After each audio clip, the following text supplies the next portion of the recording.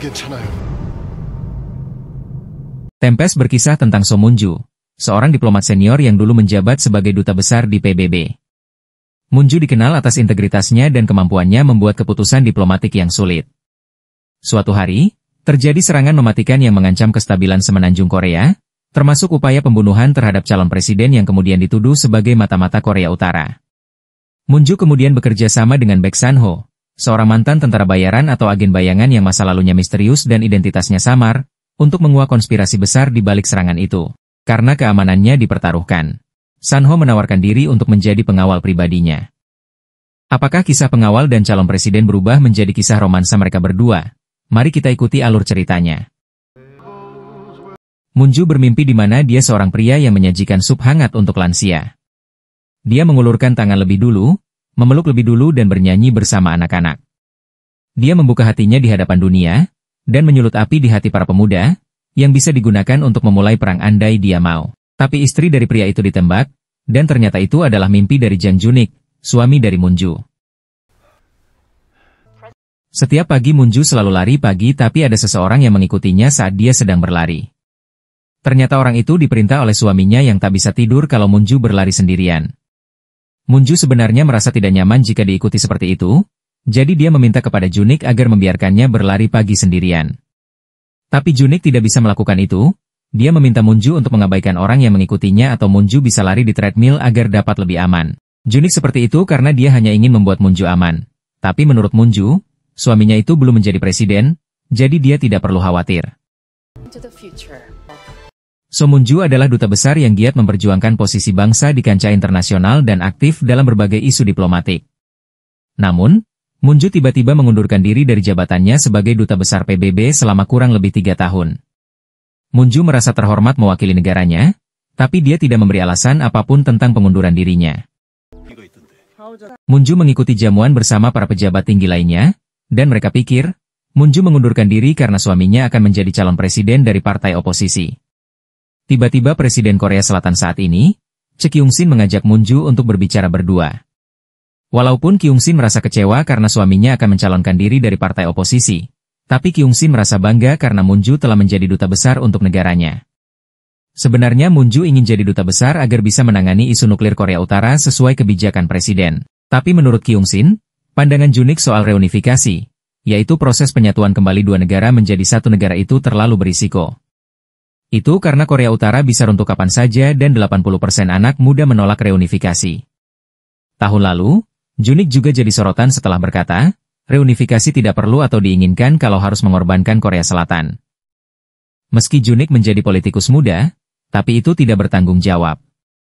Kemudian Moonju memberitahu bahwa hari ini suaminya akan hadir di misa reunifikasi di Gereja Perdamaian dan Pengampunan. Dia akan menyampaikan pengumuman pencalonannya setelah misa selesai. Tapi Junik ingin bertemu dengan Kyung-sin, meski itu larut malam, dan Moonju tidak tahu itu tentang apa. Ketika di rumah, Junik memberikan hadiah yang berupa kalung dengan desain salib kepada Moonju. Dia berterima kasih karena Moonju sudah bersedia kembali pulang ke rumah. Moonju pikir, suaminya memberinya kalung berdesain salib untuk misa yang akan mereka ikuti. Dan Junik pikir, foto Moonju yang berdoa dengan kalung itu pasti akan luar biasa. Dan Junik memang berharap Moonju berdoa untuknya. Bukan berdoa untuk menjadi presiden, melainkan berdoa agar Junik sanggup menghadapi tantangan besar. Mendengar itu Moonju menebak bahwa ada sesuatu yang Junik sembunyikan, dan dia ingin Junik memberitahu masalah apa yang dia hadapi. Tapi Junik tidak memberitahukannya, dia hanya akan berbicara dengan istrinya nanti malam, dan itu adalah cerita yang panjang. Asisten dari Junik, Park Chang-hee memberitahu tempat duduk mereka dan tim keamanan yang akan berjaga saat misa nanti. Tapi Junik tidak mau ada tim keamanan yang masuk, karena itu adalah misa perdamaian dan banyak tamu penting akan hadir. Jadi Junik tidak mau terlihat takut di rumah Tuhan. Dia justru meminta Moonju untuk membawakan buah persik untuknya. Di area sekitar gereja itu, banyak demonstran yang datang untuk menentang reunifikasi itu.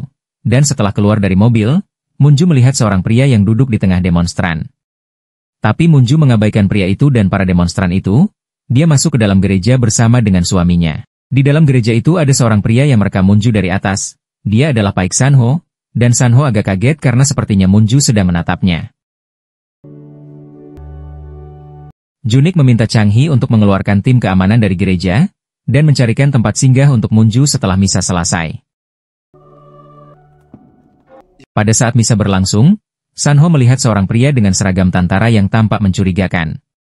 Pria itu berjalan ke depan dan tiba-tiba dia menembak Junik. Melihat itu, Munju langsung berlari ke suaminya dan menghalangi pria itu agar tidak menembak Junik lagi. Munju tahu bahwa dia adalah pria yang dilihatnya tadi, dan dia adalah Sersan Kim Yong-jun. Pada saat Yong-jun menembaki orang lain di dalam gereja, Junik mengambil kalung salib itu dan meminta buah kesemek kepada Munju. Dan pada saat Yong-jun akan menembak Munju, Sanho datang dan menjatuhkan Yong-jun. Dan ketika melihat Junik tidak sadarkan diri, Yong-jun menelan obat yang membuatnya mengeluarkan darah dan tewas di tempat. Ibu, nenek dan adik dari Junik datang ke rumah sakit di mana Junik dioperasi. Tapi dokter mengabarkan bahwa Junik telah meninggal dunia karena pendarahan hebat. Mendengar itu keluarganya sangat syok, dan Munju tidak percaya dengan apa yang terjadi. Dia menangisi kepergian suaminya itu dengan membawa kesemek yang suaminya minta.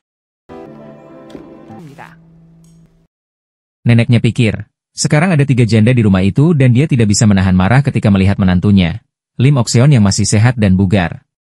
Dan sekarang neneknya juga harus melihat janda muda dari cucunya, Jang Junik, yang bahkan tak punya anak, dan akan hidup dari warisannya. Tapi Ok-seon merasa tidak punya apa-apa karena ibu mertuanya itu memastikan warisannya jatuh ke Junik semua. Dan akhirnya Munju yang akan diuntungkan karena dia adalah janda dari Junik. Tiba-tiba adik Junik, Jang Junsan memberitahu bahwa dia akan mencalonkan diri menjadi presiden menggantikan Junik. Junsan pikir, dia harus maju karena partai menilainya sebagai orang yang tepat. Dan itu adalah kata dari Huang Mangi, si ketua partai. Tapi Ok-seon merasa jaksa itu pekerjaan yang paling cocok untuk Jungsan. Dan jika ada pengganti yang pantas menggantikan Junik adalah Munju. Itu karena orang akan selalu memilih janda dan mereka harus menang di pemilu. Junsang sangat kesal karena ibunya lebih memilih Munju daripada putranya sendiri. Kemudian pengacara keluarga Junik datang dan menyampaikan isi warisan Junik. Bahwa Junik mewariskan total sekitar 4 miliar won kepada Munju dan juga mewariskan 5 properti senilai total 28 miliar won kepada Munju. Aset bergeraknya senilai 5,5 miliar juga diberikan pada Munju. Mendengar itu neneknya merasa tidak masuk akal, tapi pengacaranya mengkonfirmasi bahwa semua pemindahan itu sah dan legal.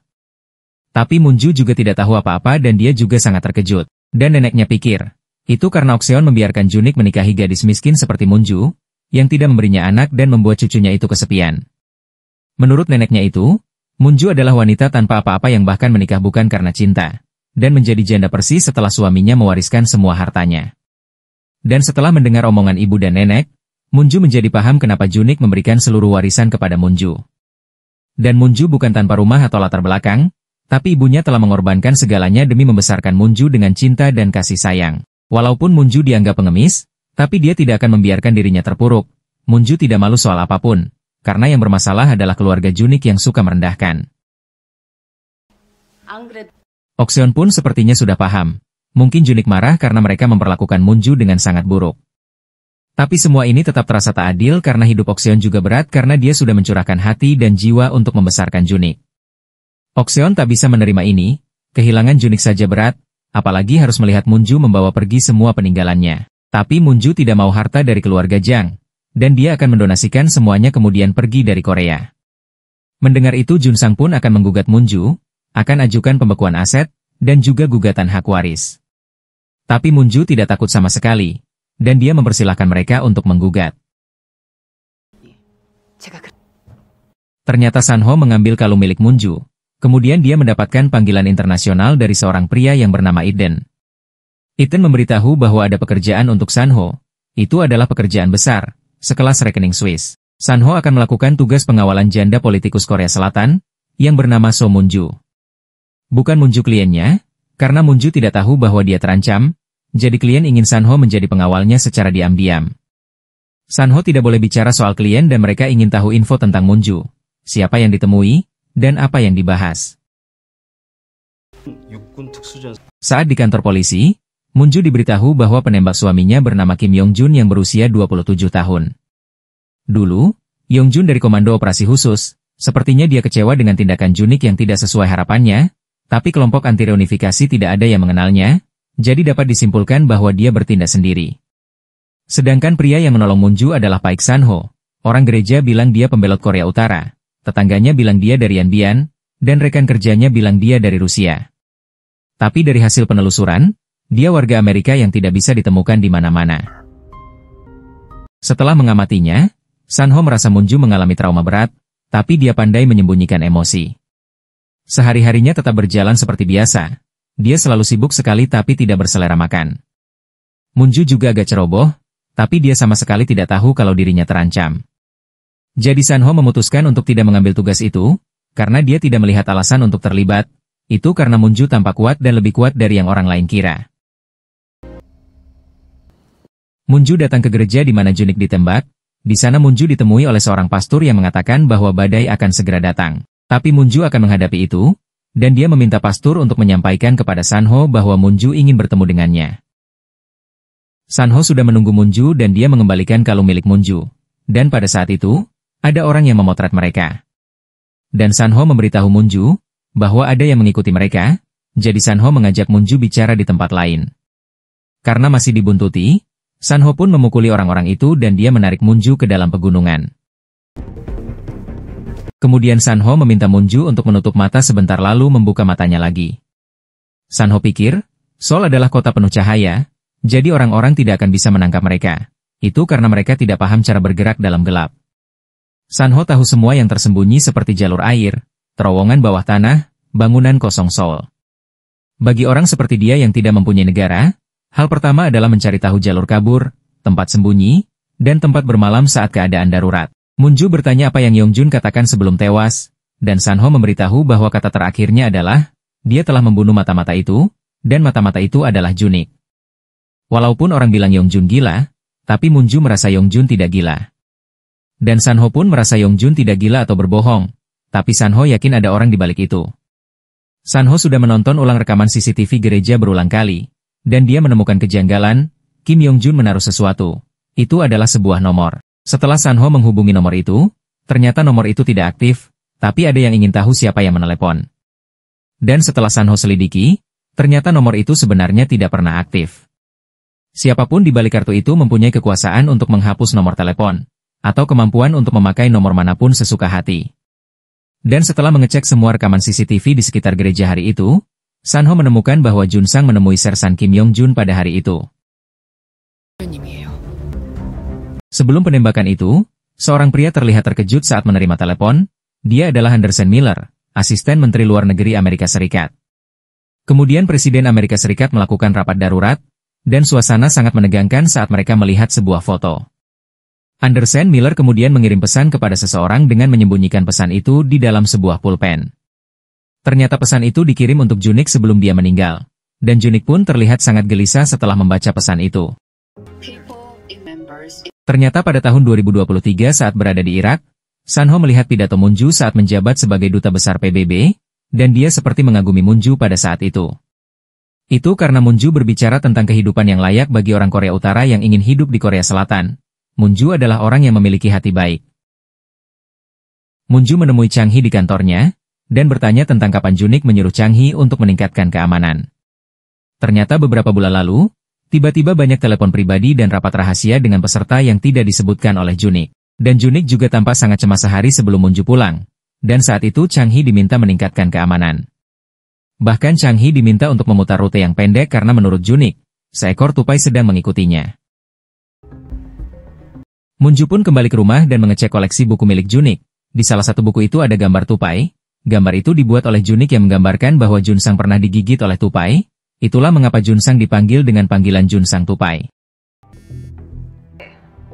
Miji, asisten dari Moonju menelepon dan memberitahu bahwa keluarga dari Sersan Yongjun dibawa pergi dengan tergesa-gesa oleh seseorang yang seperti bukan keluarga. Miji pun berniat akan mengikuti mereka, dan Moonju merasa sangat khawatir karena itu berbahaya. Tapi Miji menyuruhnya untuk tidak khawatir. Karena sebagai mantan pengacara perceraian, dia biasa mengikuti seseorang. Sementara itu, Pastor Inbo mengatakan kepada Sanho untuk segera menjemput neneknya yang ada di Tiongkok. Pastor juga memberitahu sebelum meninggal, Junik pernah meminta sesuatu kepadanya. Namun, Pastor tidak bisa memberitahu hal itu kepada Sanho. Pastor hanya memberikan kalungnya kepada Sanho. Itu medali Santo Antonius yang sudah melindunginya selama ini. Dan Pastor meminta Sanho untuk segera pergi ke Tiongkok dan menjemput neneknya itu.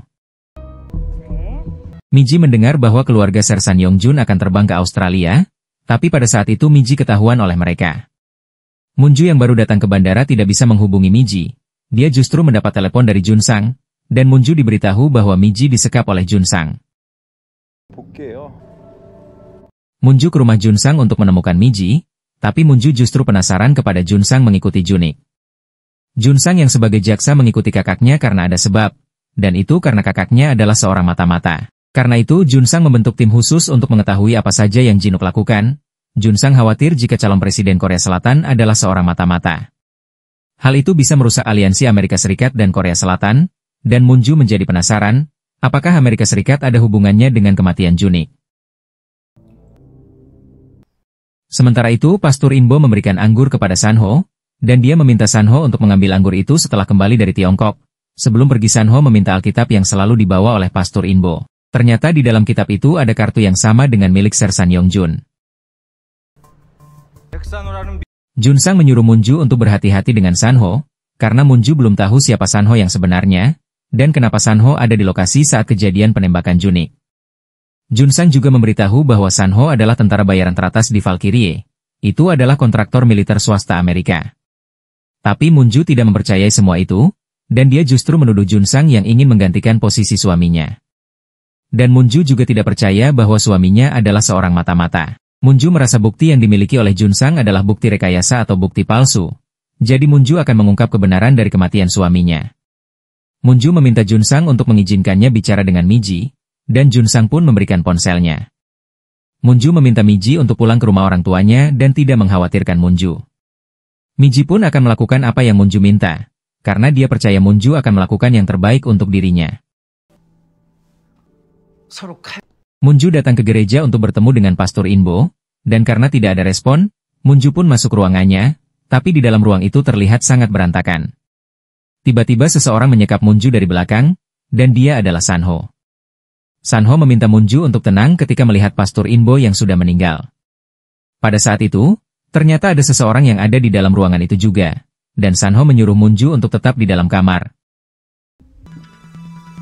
Sementara itu Sanho melawan pria itu.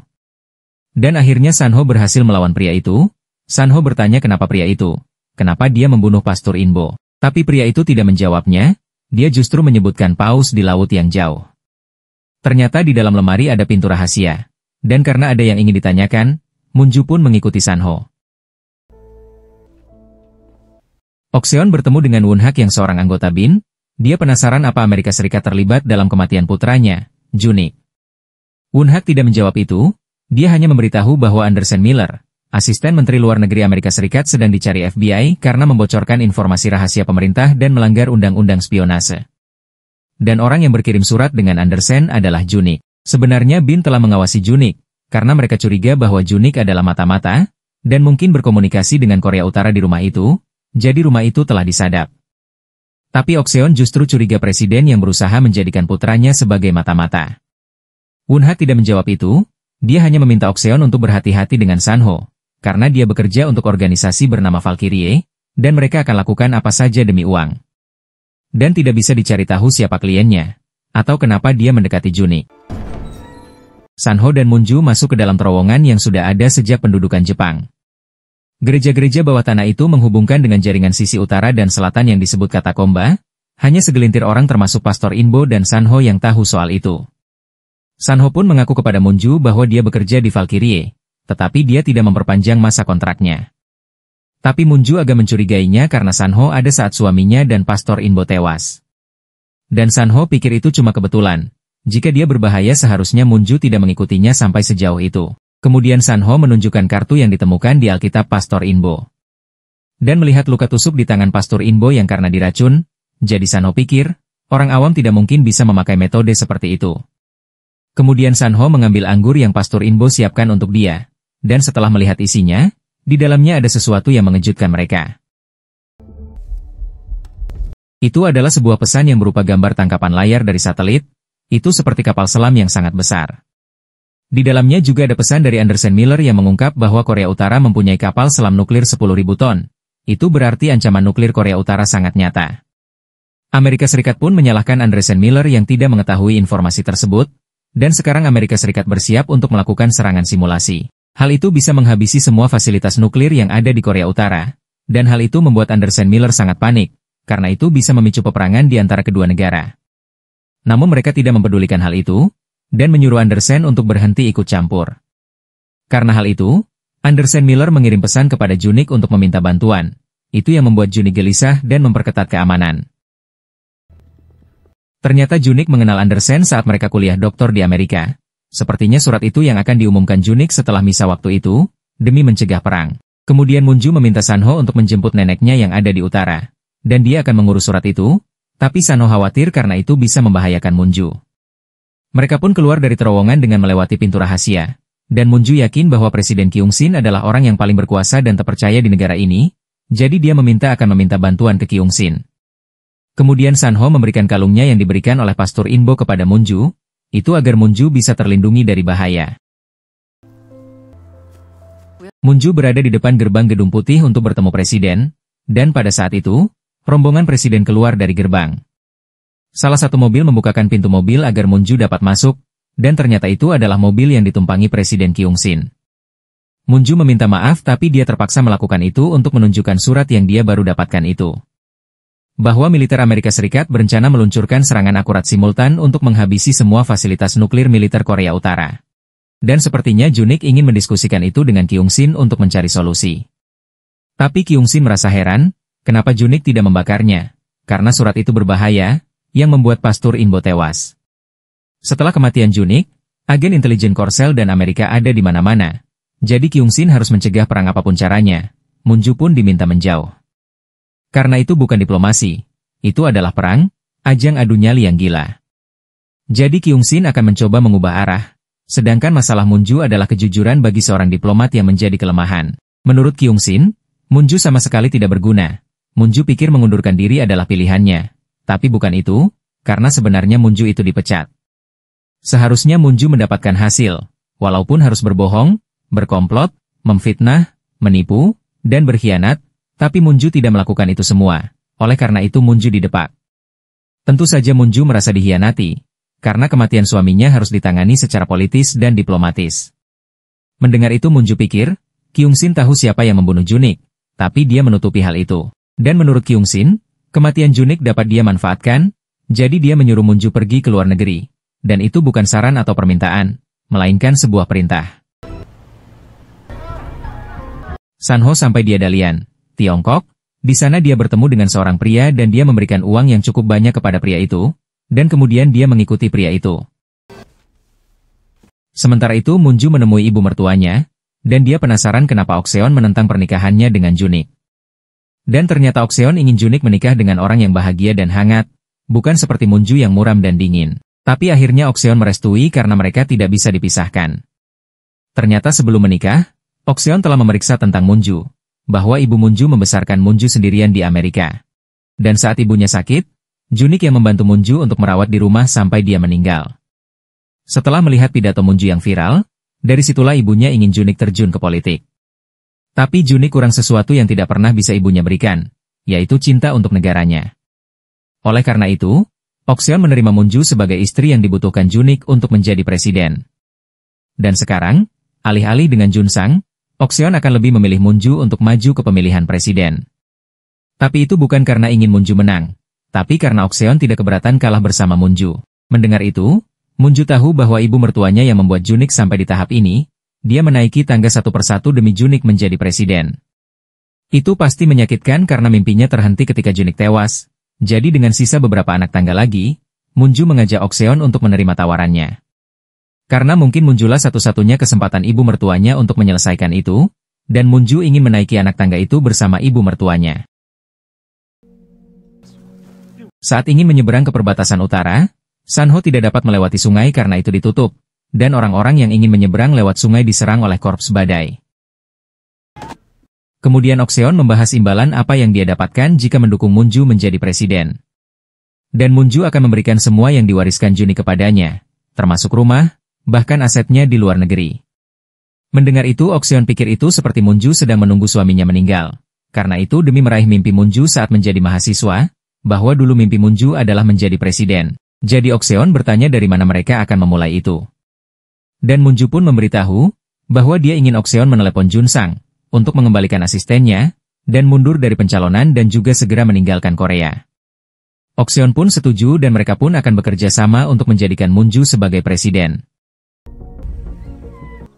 Setelah Sanho gagal membawa ibunya kembali, Sanho kemudian menelepon Iden dan dia menerima tawaran untuk menjadi pengawal rahasia Munju. Munju bertemu dengan Pak Im Dunju, dan dia meneteskan air mata. Sepertinya Munju sedih karena ingat dengan suaminya. Munju merasa tidak pernah berbuat apa-apa untuk Junik semasa hidupnya, yang bisa dia lakukan sekarang hanyalah mencari tahu kenapa Junik tewas. Jika dia mempertaruhkan nyawa untuk sesuatu, Munju ingin menyelesaikan untuknya. Dan Munju melihat nomor Pak Im di riwayat panggilan terakhir Junik, ternyata Pak Im bertemu dengan Junik sebulan yang lalu. Junik menunjukkan surat yang dia terima dari temannya di Amerika. Saat itu Junik merasa sedang menduduki bom waktu yang disebut perang. Lalu Junik meminta Pak Im untuk bergabung di kampanyenya untuk menangani kebijakan reunifikasi. Tapi Pak Im tidak bisa bergabung karena dia di Partai Republik Baru. Dan Pak Im berencana ingin pindah ke Argentina karena dia khawatir akan tewas seperti Pastor Inbo dan Junik yang pernah bicara soal perdamaian dan reunifikasi. Kemudian Munju memberitahu bahwa dia berencana maju menjadi presiden, dan Munju sangat membutuhkan bantuan Pak Im. Tapi menurut Pak Im, Korea Utara runtuh tanpa harapan sekarang. Mereka punya senjata nuklir dan Amerika Serikat tidak punya pilihan selain ikut campur. Sepertinya perang tidak akan terhindarkan, hanya mereka yang berprinsip yang akan terlindas roda sejarah. Tapi Munju merasa tidak masalah jika dilindas, dan jika Pak Im bersedia membantunya, maka Munju akan melakukan yang terbaik untuk mengubah roda itu. Banyak stasiun televisi yang membahas tentang aksi Munju saat penembakan suaminya. Munju dengan berani dan sorot mata tanpa takut menghadapi penembak suaminya itu. Dan karena itu, banyak orang menyukai keberanian Munju, dan jika Munju mencalonkan menjadi presiden menggantikan suaminya, maka dia akan menjadi kandidat yang tangguh. Karena sekarang ini Munju sudah cukup terkenal. Di samping dia mantan duta PBB, Munju juga sangat berani. Lim Okseon mendatangi Huang Mangi sebagai ketua Partai Republik Baru, dan Okseon pikir, sepertinya Mangi merasa bersyukur karena putranya meninggal, jadi Junik tidak jadi maju menjadi presiden. Mendengar itu Mangi menjadi bingung kenapa Okseon berpikir seperti itu. Munju menemui Junsang dengan menunjukkan kasus yang pernah dia tutupi, tapi Junsang merasa tidak ada yang perlu ditutupi. Kemudian Munju memperlihatkan rekaman bukti itu. Junsang sangat kaget ketika melihat bukti itu, dia pikir Munju mendapatkan bukti itu dari ibunya. Kemudian Munju pun menyuruh Junsang untuk pergi ke luar negeri, dan Junsang sangat sedih karena ibunya tega melakukan itu kepada putranya. Tapi Junsang justru mengancam Munju bahwa dia tidak akan pulang dengan tangan kosong. Okseon menunjukkan bukti bahwa Mangi berselingkuh, jadi dia minta Mangi untuk mendukung menantunya untuk maju sebagai calon presiden. Okseon menjadikan insiden kematian Junik untuk menjadikan Munju sebagai calon presiden yang melegenda. Kemudian Mangi mengatakan kepada para reporter bahwa dia seharusnya mendukung Munju untuk menjadi presiden lebih awal. Munju pun dibantu oleh orang-orangnya seperti Chang Hee dan Mi Ji untuk melakukan kampanye sebagai calon presiden Korea Selatan. Munju mengatakan kepada Mi Ji bahwa dia mendapatkan email yang aneh, dan dia meminta Mi Ji untuk mengecek siapa orang yang mengiriminya. Kemudian Chang Hee memberitahu bahwa semua komputer, laptop, dan juga ponsel milik Junik tidak bisa diakses karena keamanannya yang sangat ketat. Okseon menemui Munju dan Okseon memberitahu bahwa dia sudah mendapatkan sponsor untuk Munju. Mereka sudah menyiapkan panggung untuk Munju, jadi Munju hanya perlu tampil dengan baik. Debutnya harus spektakuler, dan Munju akan mengumumkan kampanyenya di alun-alun. Mereka akan menarik massa besar tanpa memakai agensi, karena publik menganggap Munju sebagai Jeanne d'Arc, wanita yang berdiri tanpa senjata di depan pistol demi lindungi suaminya. Okseon meminta Munju untuk meneteskan air mata di waktu yang tepat, karena tidak ada yang pernah jadi presiden tanpa meneteskan air mata di depan umum. Dan Okseon juga sudah mempersiapkan naskah pidato untuk Munju, dan sudah menandai di mana Munju harus menangis, jadi Okseon meminta Munju untuk menguasai naskah itu. Sanho melihat berita tentang Munju yang akan mengumumkan kampanye di alun-alun, tapi dia tidak bisa menghubungi Munju. Sementara itu Mangi memberi kabar ke Okseon, bahwa ada pergerakan dari Amerika yang akan datang pada debut kampanye Munju, dan Mangi pikir, sepertinya Munju dalam bahaya. Akhirnya, Sanho menemui Iden untuk bersiap menjadi agen rahasia Valkyrie. Iden memberitahu bahwa si bulu merah, Billy Gray telah tiba di Seoul kemarin. Dan Sanho akan bersiap dan dia mengecek senjata yang akan dia gunakan saat menjadi pengawal Munju. Presiden Kyung-sin menelepon Moon-ju, dan dia pikir, Moon-ju cukup berhasil mengejutkan dia yang seperti baru ditampar ketika mengetahui pencalonannya. Tapi Kyung-sin tidak peduli Moon-ju menjadi presiden atau tidak, karena saat ini masih masanya, dan Kyung-sin punya rencana sendiri untuk menghentikan perang. Kyung-sin hanya berharap Moon-ju akan sadar bahwa untuk menjadi presiden Korea Selatan, dia harus mendapat dukungan dari Amerika. Tapi orang-orang itu tidak mau Moon-ju berkuasa, jadi Kyung-sin menyuruh Moon-ju untuk berhati-hati. Moon-ju datang ke pemakaman nasional, dan di sana banyak orang yang datang yang juga ingin memberi penghormatan kepada Jang Junik. Moon-ju memberi hormat kepada salah satu orang yang hadir dengan memeluknya, dan Moon-ju mendapat simpati dari warga. Pada saat itu ada orang yang mencurigakan, yang memantau pergerakan Moon-ju. Sedangkan San-ho siaga di atas sebuah gedung dengan senapannya, dia mendapat pesan bahwa seorang teknisi bom terlihat di lokasi kampanye. San-ho mencoba menelepon Moon-ju, tapi Moon-ju tidak mengangkat teleponnya. Kemudian dia menemui Chang Hee dan menyuruh Moon-ju untuk tidak naik ke kereta itu. Pada saat itu, ada pria mencurigakan yang membetulkan kursi, dan Moon-ju sudah terlanjur duduk di kursi kereta walau San-ho melarangnya. Moon-ju baru sadar bahwa yang menelepon adalah San-ho, dan San-ho memintanya untuk tetap duduk dan jangan bergerak. Ok-seon agak kaget karena siaran langsung tiba-tiba dihentikan. Mereka baru tahu bahwa pria yang memperbaiki kursi bukan seorang pegawai. Kemudian San-ho memperkenalkan diri kepada Mi-ji bahwa dia bekerja di unit pasukan khusus perlindungan VIP di Irak dari tahun 2007. San-ho memberitahu bahwa teroris sering menanam bom di bawah kursi, dan Moon-ju pikir, bom itu akan meledak jika dia berdiri. Tapi San-ho memintanya tenang karena dia akan menyusul Moon-ju di stasiun berikutnya. Ketika melihat aksi menyetirnya, Chang Hee pikir San-ho orang yang gila. Akhirnya San-ho sampai di stasiun dan dia mengejar kereta api yang ditumpangi Moon-ju. Dia melihat Moon-ju yang duduk sendirian dengan wajah yang takut. Kemudian San-ho menyobek kursi dan melihat bom di sana. Dia juga menelusuri kabel yang terhubung kursi di depan Moon-ju. Ada banyak paku-paku di sana. Jika bom meledak, maka paku-paku itu akan meledak, dan akan mengenai tubuh Moon-ju. Sementara menunggu tim penjinak bom datang, San-ho meminta untuk mematikan listrik dan memindahkan semua orang dari stasiun. San-ho memasukkan ponselnya agar dapat merekam detik berjalan dari bom waktu itu. Moon-ju diminta untuk tidak bernapas terlalu cepat. Karena terlalu banyak oksigen bisa membuat Moon-ju pusing, dan itu adalah bom pelepas tekanan sederhana, dengan pengatur waktu darurat yang hanya menyisakan waktu 6 menit. San-ho memotong kabel berwarna merah, tapi itu tidak menghentikan bom waktu itu. Kemudian San-ho meminta Moon-ju untuk melihatnya. Dia menjelaskan, makin mendesak misinya, makin pelan bergerak, jadi San-ho mengajak Moon-ju mengobrol agar detik waktu berjalan melambat. Moon-ju memberitahu jika dia selamat, hal pertama yang akan dia lakukan adalah minum segelas bir dingin. Kemudian San-ho mengajak untuk menukar kursi dan Moon-ju bisa turun dari kereta, tapi Moon-ju ingin tinggal di kereta bersama dengan San-ho. Tapi San-ho merasa Moon-ju sudah ditunggu orang-orang. Walaupun sebenarnya tidak ada yang menunggu Moon-ju sejak dia kehilangan bayi. San-ho memegang tangannya dan memintanya untuk mengikuti arahan, karena itu sangat mudah. San-ho merapatkan duduknya, dan mengangkat tubuh Moon-ju, dan Moon-ju duduk di atasnya sebentar, kemudian Moon-ju duduk di samping San-ho. Dan San-ho menyuruh Moon-ju untuk keluar dari kereta api, karena dia juga akan keluar sebentar lagi. Moon-ju pun menurutinya, orang-orang menyuruh Moon-ju untuk pergi dari sana. Tapi Moon-ju tetap menunggu San-ho dan waktu sudah menipis. San-ho mengangkat tubuhnya dan bom itu meledak. Dan pada saat itu, Moon-ju mencari San-ho tapi kursi itu sudah hancur. Dan ternyata San-ho masih hidup, dia hanya terluka sedikit di kakinya.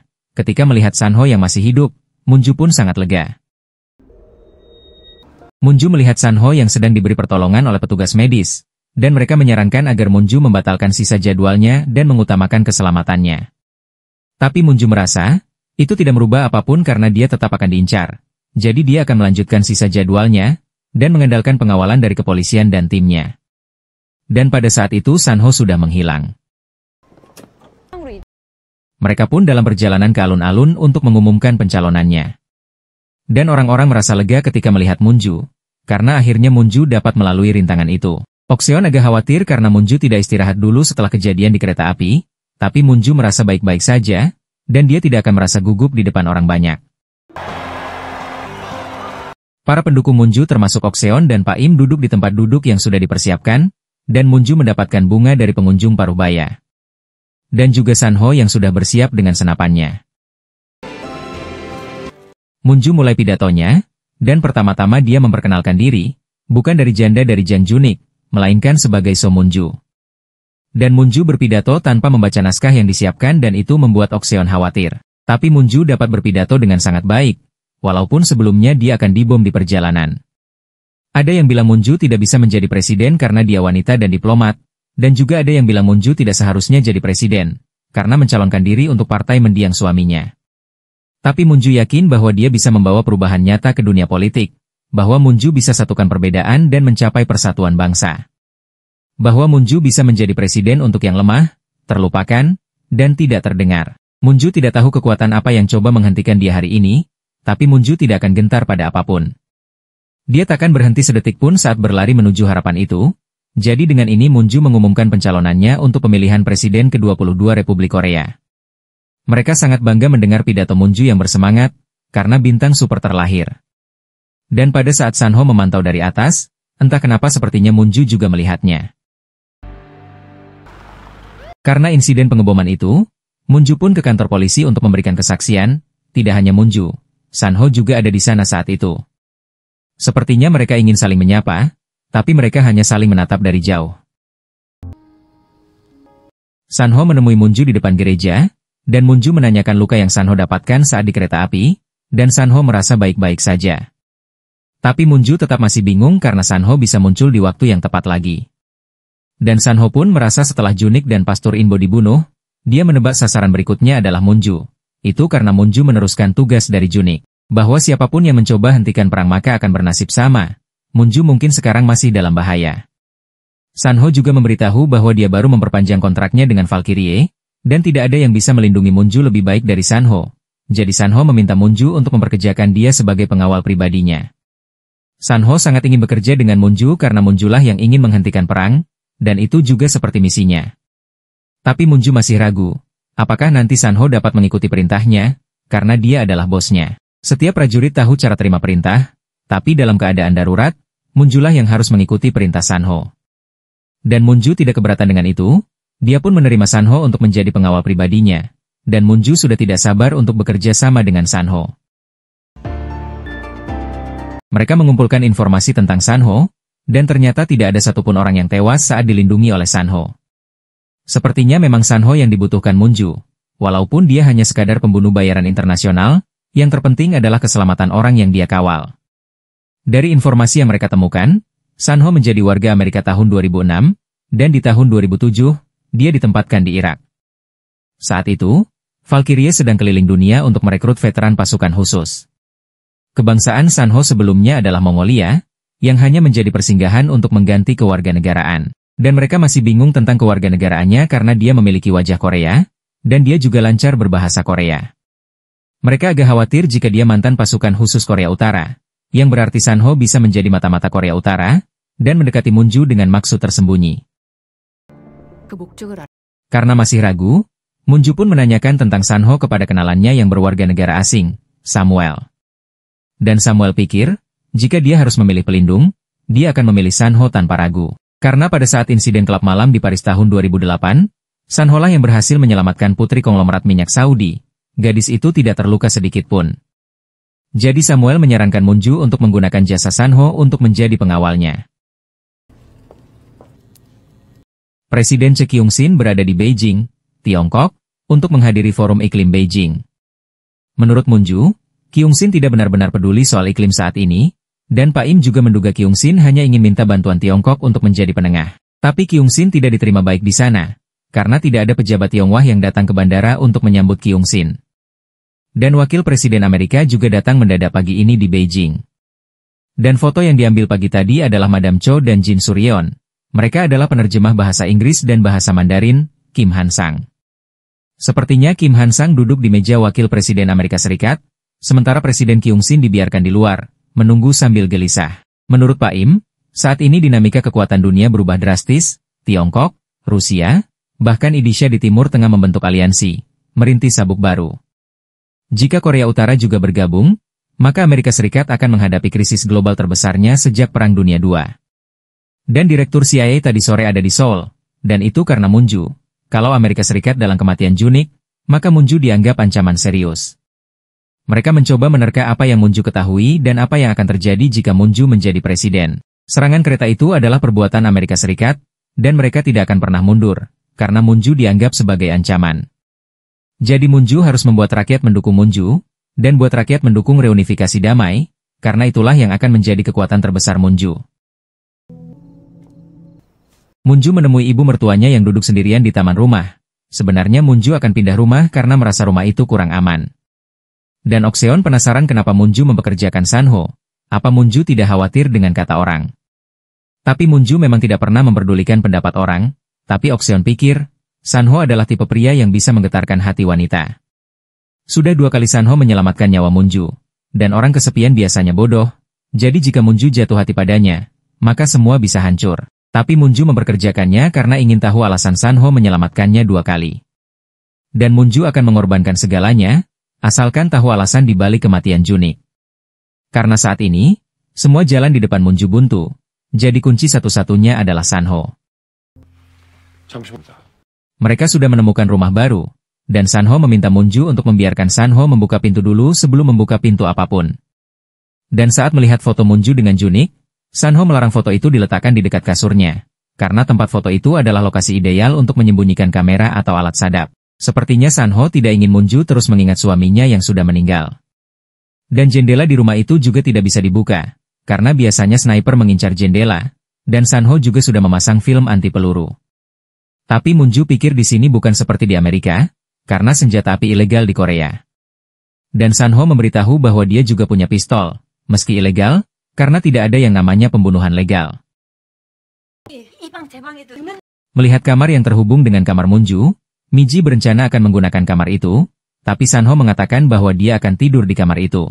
Mendengar itu, mereka semua sangat kaget dan Chang-hee langsung menentang itu. Tapi Sanho pikir kamar itu terletak sangat strategis dan jika ada keadaan darurat, Sanho dapat dengan cepat menjangkau Munju. Satu-satunya alasan Sanho setuju dengan rumah itu adalah kamar itu, tapi tetap saja Chang-hee tidak bisa membiarkan mereka berdua di dalam kamar yang bisa dikunci dari dalam. Kemudian Munju meminta untuk bicara berdua dengan Sanho. Munju berterima kasih dengan upaya Sanho untuk menjaga keamanan dia. Tapi Munju selalu menghargai pendapat timnya dan jika Sanho tidak bisa bekerja sama dengan mereka, maka mereka takkan bisa bekerja sama dengan Sanho.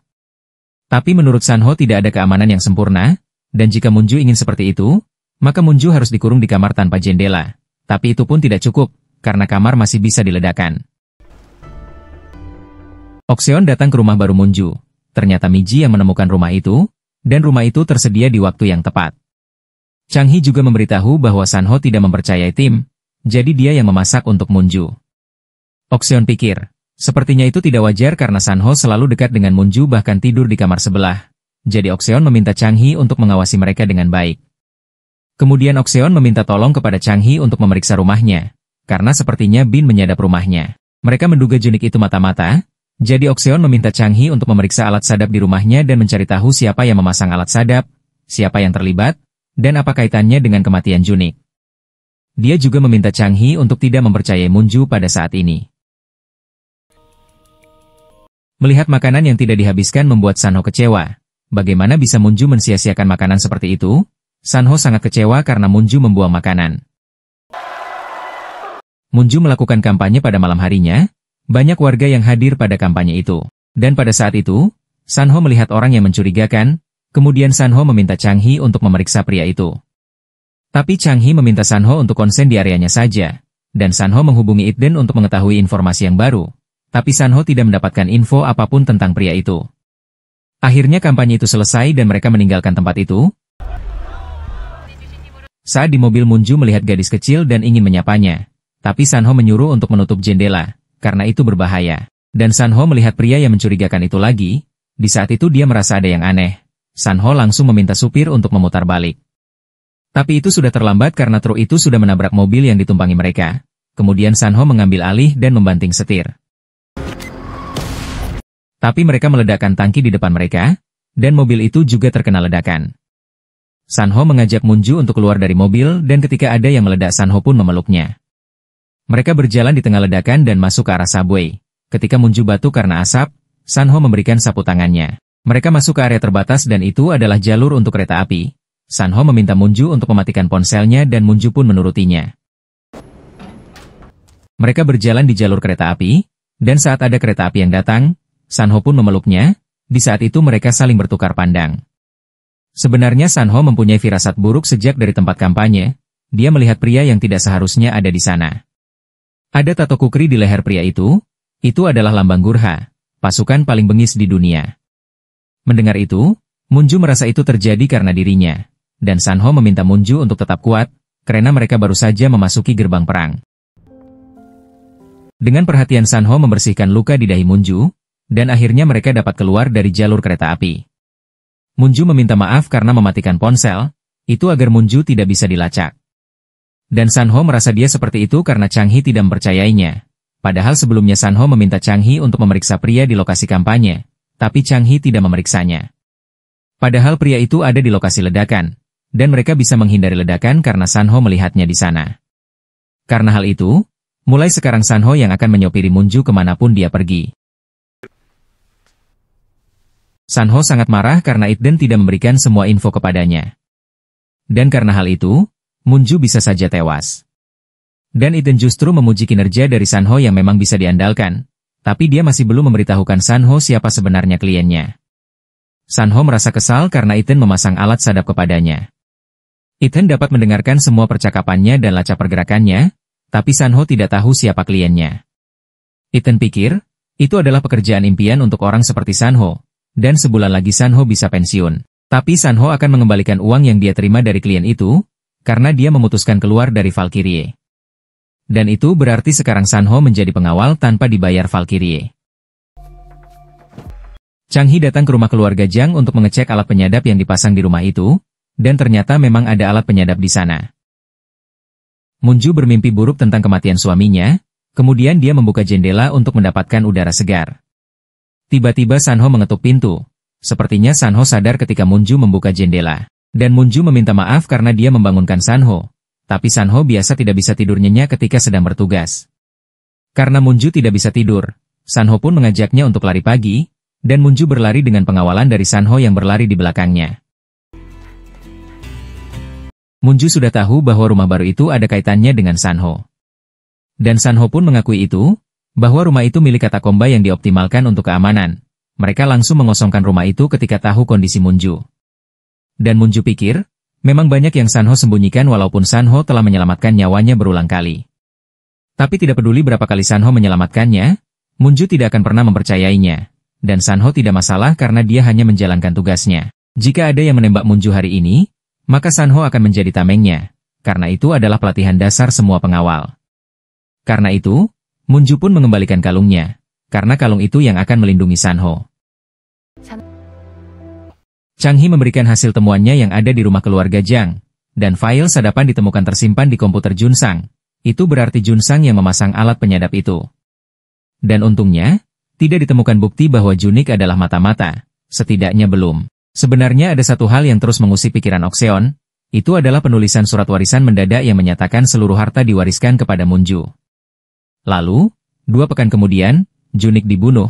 Sebenarnya Oxeon tidak mau curiga pada Munju, tapi dia sangat marah. Jadi Oxeon meminta Chang He untuk memata-matai Munju, dan jika Chang He melakukan itu dengan baik, maka akan banyak peluang yang akan diberikan kepada Chang He. Dan Oxeon memberikan hadiah jam tangan mewah kepada Chang He. Ternyata kalung yang diberikan Munju untuk Sanho telah dipasang penyadap, dan Munju pun dapat mendengar suara Sanho. Saat itu Sanho mendoakan Pastor Inbo dan juga mendoakan Munju. Walaupun dia kesal karena Munju menyia-nyiakan makanan, dan Munju hanya diam saja ketika mendengar itu. Chang He menelepon Munju karena dia menemukan ponsel rahasia milik Junik. Itu karena sebelumnya Chang He mendapat tagihan ponsel menunggak, dan ketika dicek, ternyata ada ponsel lain atas nama Chang He, dan Chang He menebak Junik yang mendaftarkan itu. Kemudian Chang He melacak lokasinya, dan ternyata itu ada di mobil Junik. Jadi Chang He akan mencoba membuka ponselnya dulu. Dia akan mencoba membukanya dengan program algoritma. Akhirnya ponsel itu terbuka, dan Chang He sangat kaget ketika melihat isi ponsel itu. Kemudian Chang He pergi dari kantornya, tapi anehnya dia langsung mereset komputernya. Pada saat di jalan, Miji melihat mobil Chang He tapi Chang He tidak mengangkat telepon dari Miji. Merasa ada hal yang aneh, Miji pun mengikuti Chang He. Sementara itu, Sanho memberitahu Munju bahwa komputer milik Chang He telah diformat ulang. Dan tiba-tiba mobil di depan Chang Hee menjatuhkan benda-benda berat, dan itu membuat mobil Chang Hee oleng dan mengalami kecelakaan. Miji yang saat itu mengikutinya sangat kaget, dan dia berteriak memanggil nama Chang Hee. Munju langsung ke rumah sakit dan sebelum masuk ke ruang operasi, Chang Hee memberitahu kepada Munju, bahwa sepertinya Junik memang seorang mata-mata. Mendengar itu Munju sangat kaget, dia tidak percaya jika suaminya adalah mata-mata. Miji memberikan ponsel yang dia temukan di mobil Chang Hee, tapi ponsel itu juga telah direset. Munju sangat penasaran dengan apa sebenarnya isi di ponsel itu. Tiba-tiba Munju mendapatkan pesan di ponselnya, bahwa ada yang memberikan alamat sebuah rumah, dan karena orang itu akan pindah besok, Munju disuruh datang ke rumah itu. Pada saat itu, orang itu mengirim foto kalung, itu adalah kalung yang sama seperti milik Munju. Malam harinya, dengan ditemani Sanho, Munju mendatangi rumah itu. Sanho membuka pintu gerbang dan dia bersiap dengan memegang pistol. Di dalam rumah itu ada beberapa mainan anak kecil, dan Munju melihat foto Junik bersama seorang wanita dan seorang bocah. Tiba-tiba bocah itu mendatangi mereka, dan dia memanggil ibunya. Ternyata ibunya adalah wanita yang ada di foto bersama dengan Junik. Namanya adalah Kang Hana dan putranya itu berusia 9 tahun, namanya adalah Unsang. Menurut ibunya Junik, dia mirip dengan Junik. Munju pun kaget ternyata ibu mertuanya mengetahui hubungan mereka. Dan Unsang melihat saat ayahnya ditembak pada waktu di gereja, karena dia ikut bernyanyi di dalam gereja, sebenarnya Junik mengetahui kehadiran putranya pada saat itu. Sejak hari itu, kesedihan Munju tersiar ke seluruh negeri dan Munju menanggung duka dengan anggun. Itulah kenapa Hana sangat membenci Munju. Bagaimana bisa air mata Munju tidak jatuh hingga saat terakhir. Orang bilang Munju berduka dengan begitu berwibawa, sedangkan Hana memegangi dada sambil menjerit. Saat mereka kagum pada ketenangan duka Munju, Hana berlarian seperti orang gila yang berusaha melindungi anaknya. Hana sangat hancur, bahkan tak sanggup menyentuh jaket yang Junik tinggalkan. Dan karena hasil tes DNA sudah keluar, maka Hana akan mengajukan gugatan pengakuan ayah. Hana akan memberitahu siapapun yang mau dengar, bahwa putra rahasia Jang Junik menuntut kembali semua haknya. Dan neneknya Junik juga mendukung gugatan ini, dialah yang menyarankan mereka tinggal bersama, agar semua orang tahu mereka didukung oleh keluarga.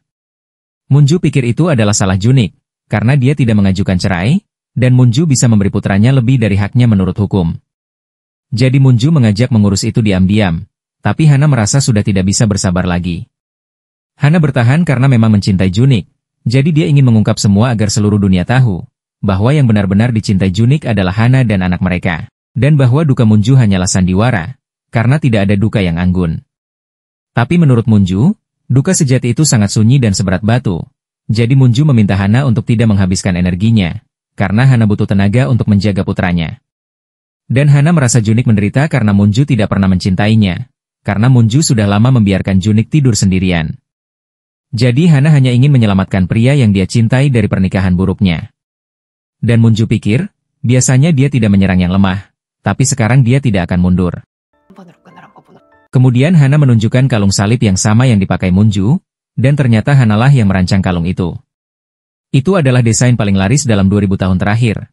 Saat merancang kalung itu, Hana berharap Munju dapat merasakan rasa sakit yang Hana rasakan. Walaupun Hana bukanlah ancaman, tapi dia akan membuat Munju menangis sampai air mata Munju jatuh ke tanah. Munju sangat marah, dia pun keluar dari rumah itu dan membuang kalung pemberian Junik itu, kemudian Sanho mengambil kalung itu. Dengan marah Munju menemui ibu mertuanya, dia ingin tahu sejak kapan ibu mertuanya itu mempermainkannya.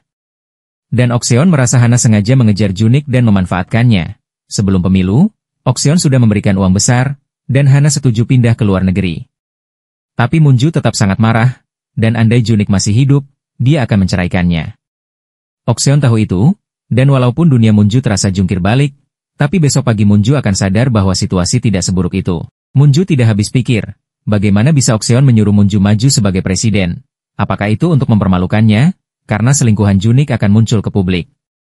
Tapi Okseon pikir, itu adalah peluang Munju agar dapat keluar dari bayangan Junik, dan maju sebagai dirinya sendiri. Tapi Munju pikir, ibu mertuanya itu sudah gila, dan Munju memutuskan hubungan dengan ibu mertuanya, dia pun menyobek surat kontrak dengan ibu mertuanya itu. Ternyata Munju mengambil satu hal saat meninggalkan rumah, itu adalah kotak perhiasan hadiah dari Okseon. Pada saat sedang membahas pembukuan, Munju mendengar pembicaraan ibu mertuanya dengan suaminya. Mereka membahas tentang penggelapan pajak, Munju pun merekam pembicaraan mereka, dan mengumpulkan rahasia mereka. Itu karena Munju merasa suatu hari itu akan melindungi Munju, dan karena koleksinya itu, Munju bisa bekerja sama dengan Okseon tanpa rasa takut. Jadi Munju meminta Okseon untuk memastikan Hana tetap diam, karena Munju tidak mau mendengar kabar tentangnya lagi selamanya. Tiba-tiba nenek Junik datang dan memamerkan tentang cucunya itu, dan mereka akan segera tinggal bersama. Mendengar itu, Munju menelepon Miji dan mengatakan akan mendonasikan seluruh warisan Junik. Miji agak bingung karena sebelumnya Munju tidak membahas hal itu, tapi Miji tahu bahwa itu adalah telepon pura-pura. Mendengar itu, nenek Junik pun sangat terkejut, dan Munju pun merasa menang di depan nenek dan ibu mertuanya itu. Sanho mengikuti Munju yang berjalan di padang ilalang. Walaupun terlihat tegar, tapi Sanho tahu bahwa Munju sedang merasa kecewa dan hancur. Kemudian Munju meminta Sanho untuk mengajarinya menembak. Itu adalah pertama kalinya Munju menembak. Sanho pun memperbaiki tangan Munju saat memegang pistol, karena pertama kali seseorang menembak, yang tersulit adalah menahan hentakan. Dan Sanho memegang pundaknya tapi tembakan Munju masih meleset dari target. Walaupun meleset, tapi Sanho merasa itu adalah awalan yang bagus, dan Munju mencoba menembak lagi, dan akhirnya dia dapat menembak di target. Itu karena Munju tetap teguh sepanjang waktu dan tanpa goyah. Mereka berdua kembali ke rumah dan masuk ke dalam kamar. Munju merasa akhirnya dia memahami jenis perlindungan apa yang Sanho berikan. Itu karena Sanho menolong Munju untuk dapat melalui hari dengan baik. Sanho tahu tangan Munju pasti sakit, karena menembak dapat menyebabkan otot menjadi kaku. Kemudian Sanho memijat tangan Munju, dan pada saat itu Munju menatap Sanho. Sepertinya Munju merasakan sedikit getaran. Pak I memberikan kuliah tentang penerbangan Amerika Serikat. Dia mengatakan bahwa sepertinya serangan Amerika ke Korea Utara sudah dekat, dan perang akan pecah dalam beberapa hari ke depan. Seumur hidup Pak Im takut akan perang, tapi tidak pernah setakut hari ini, karena tanda-tanda perang mendadak muncul serentak 2 hari ini. Jadi mereka harus bertindak dengan turun ke jalan dan menentang perang, gelar doa lilin untuk damai, berdoa di gereja, kuil, dimanapun sebisanya. Dan desak para politisi serta komunitas internasional, bahwa mereka tidak mau ada perang di tanah mereka. Karena pidatonya yang kontroversial itu, Pak Im dipukuli oleh 2 orang pria. Dan Munju mendengar tentang pemukulan itu, kemudian Pak Im memberitahu bahwa waktu hampir habis. Ada sesuatu yang terjadi di Beijing, Pak Im pikir, Amerika Serikat telah meyakinkan Kyung Sin bahwa serangan pertama adalah satu-satunya pilihan. Ada 3 tanda jelas, perang akan segera terjadi. Pertama, penghancur bunker untuk hancurkan. Pangkalan bawah tanah Korea Utara sedang ditimbun di Okinawa. Kedua, kapal selam nuklir strategis Amerika Serikat, belum lama ini mendeteksi keberangkatannya dari pelabuhan Yokosuka. Dan tanda terakhir yang paling pasti adalah evakuasi warga sipil Amerika Serikat. Dan jika radio militer Amerika memutar lagu Frank Sinatra, Have Yourself a Merry Little Christmas, maka itu berarti pengeboman akan dimulai dalam 12 jam. Pak Im pikir, hanya Munju yang bisa menghentikan itu semua. Kemudian orang-orang itu akan membawa Pak Im pergi, tapi Sanho melarangnya karena mereka tidak dapat menunjukkan surat perintah. Dan Sanho pun melawan mereka karena itu jelas penangkapan ilegal. Dan perkelahian berhenti saat Pak Im menyerahkan diri, dia memberi tanda ke Munju untuk segera bergerak. Miji memberitahu bahwa dia sudah menemukan jawaban dari laporan forensik atas pesan teks dari ponsel rahasia Junik. Ada kata sandi sincere mail yang panjangnya 15 karakter, dan itu berisi email antara Junik dan Anderson Miller. Isi percakapan mereka, ketika semua bermula sebulan lalu, saat 3 awak kapal selam Korea Utara membelot ke Amerika. Menurut kesaksian mereka, kapal selam itu kelas 10.000 ton, kapal selam itu dibangun di Korea Utara, bentuknya berlambung hitam, dengan panjang 140 meter dan lebar 10 meter. Ada ruang untuk 160 awak, dan ada sayap kecil di kedua sisi haluan. Ada 16 tabung luncur vertikal yang tersusun 2 baris 8 tabung, dan sepertinya itu untuk rudal besar. Seluruh lembaga pun gempar, semua meneliti seluruh satelit Korea Utara yang ada. Dan akhirnya, mereka mengidentifikasi sebuah objek, itu hanya bayangan, tapi cukup untuk mulai merencanakan operasi. Andersen tidak percaya, bagaimana mungkin membangun kapal selam tanpa satupun bocoran. Jadi Andersen pun akan menanganinya sendiri untuk memastikan apakah kapal selam itu benar-benar ada. Dia mencari siapa yang membeli komponen kapal selam, tapi hasilnya nihil, tidak ada sepotong pun bukti yang menunjukkan Korea Utara membangun kapal selam nuklir 10.000 ton. Namun ada satu nama yang terus muncul berulang-ulang. Ada seseorang yang mengimpor plat baja struktural dari Polandia, sensor presisi dari Swiss dan teknisi dari Swedia. Dia adalah Stella Young, pelobi industri senjata asal Amerika Serikat. Stella pernah mengklaim bahwa Korea Utara memang mampu membangun kapal selam 10.000 ton. Dan saat Andersen menyelidiki, ternyata Stella yang memiliki paspor tanpa foto. Menurut catatan imigrasinya, dia masuk ke Korea Selatan 10 tahun yang lalu dan tidak pernah kembali. Jadi Andersen pikir, Stella masih di Korea Selatan dan Junik harus menemukannya. Karena itu adalah satu-satunya cara mengungkap misteri kapal selam itu. Dan email terakhir yang dikirim Junik adalah bahwa sepertinya Junik mengenal Stella Young. 2 hari setelah email itu dikirim, Junik dibunuh, jadi mereka menjadi curiga. Sepertinya Stella yang adalah dalang penembakan itu. Kyung-sin berdoa di gereja dan saat ingin membuat pengakuan kepada pastor, justru Munju yang ada di dalam. Menurut Munju perang akan segera datang, dan Munju pun masih percaya pada Kyung-sin. Mereka sama-sama berjuang mencegah perang dengan cara mereka masing-masing. Kyung-sin selalu mengirimi Munju memo sebelum perundingan, apa yang bisa ditawar dan apa yang tidak bisa. Munju penasaran, apa yang sebenarnya terjadi hingga Kyung-sin menerima kemungkinan perang di semenanjung Korea. Tapi Munju tidak akan pernah memilih perang, apapun keadaannya. Munju mengajak duta besar Cina untuk bertemu. Duta besar dapat melihat kecemasan di mata Munju. Sepertinya Munju khawatir dengan nanti malam. Kemudian Munju bertanya kenapa Tiongkok menoleransi perang di Korea. Dan menurut duta besar, semua orang menginginkannya, jadi ada alasan di balik sesuatu yang menggerakkan perang itu. Dan percuma jika Munju ingin melawan itu, walaupun Munju ingin mencegah perang, Munju tidak akan bisa apa-apa, kecuali hanya berdoa. Berdoalah agar perang ini lekas reda, sebab jika salah langkah, itu bisa merembet jadi Perang Dunia III. Tapi Munju tidak akan mundur karena dia akan melakukan apapun sebisanya. Dan duta besar merasa Munju sangat keras kepala. Begitu cantik, begitu cerdas, tapi Munju akan mati. Munju menuju ke Teluk Suyeong untuk melakukan dialog bersama pendukungnya. Dan saat berpidato, Munju tidak akan bicara tentang dirinya, melainkan untuk memberi peringatan kepada warga, bahwa perang bisa pecah sebelum fajar. Dalam 24 jam ke depan, Amerika Serikat kemungkinan melancarkan serangan ke Korea Utara, dan ada peluang nyata semenanjung Korea akan dilalap api. 2 hari lalu, Presiden menerima pemberitahuan serangan Amerika Serikat yang segera dilancarkan ke Korea Utara. Pukul 7 malam, kemungkinan Presiden Choi Kyung-sin telah berlindung di bunker bawah tanah untuk bersiap hadapi perang. Pukul 7 kurang 10 menit, akun resmi media sosial Gedung Biru unggah foto Presiden hadiri konvensi Partai Rakyat, tapi foto itu hasil rekayasa. Saat rakyatnya di persimpangan hidup dan mati, apakah Presiden tetap bersembunyi di bunker?